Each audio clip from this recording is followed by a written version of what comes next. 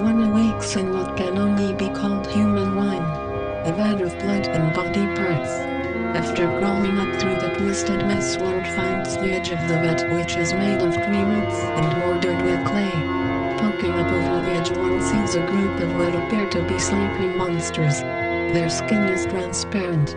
One is able to see their organs, nervous, skeletal and circulatory systems as clear as the day's light.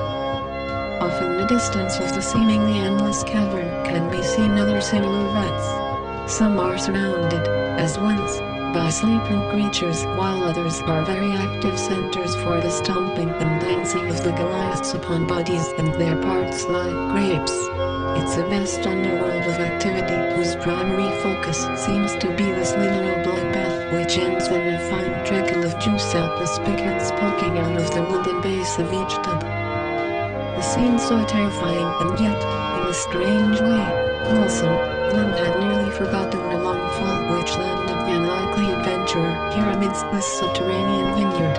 That all seemed so far away now, and the airy melody, or distortion thereof, echoes in between the thud and squish of feet, around which chants are slurred upwards toward the roof of earth and root.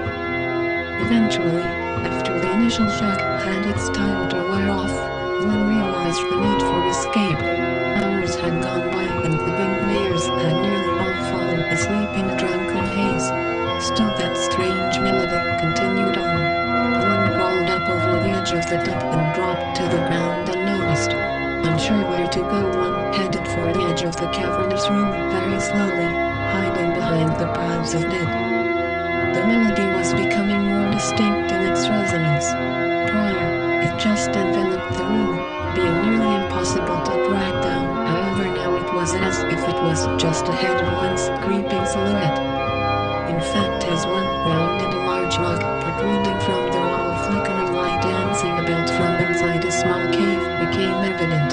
There was a slow and dynamic lull in the song, and one, fearing discovery, backed against the wall and held off breathing.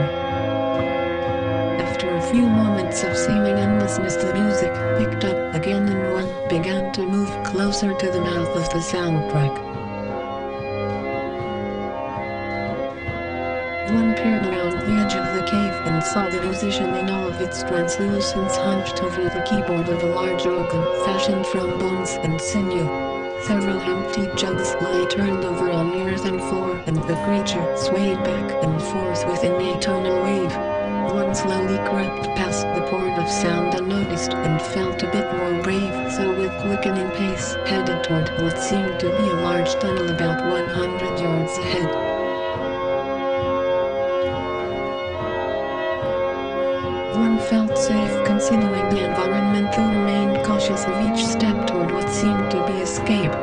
Time moved slow and one took in all the sleeping figures and vats of bodies strewn about the cavern.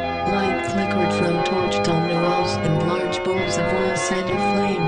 Nearly 10 yards more and one was quite possibly safe.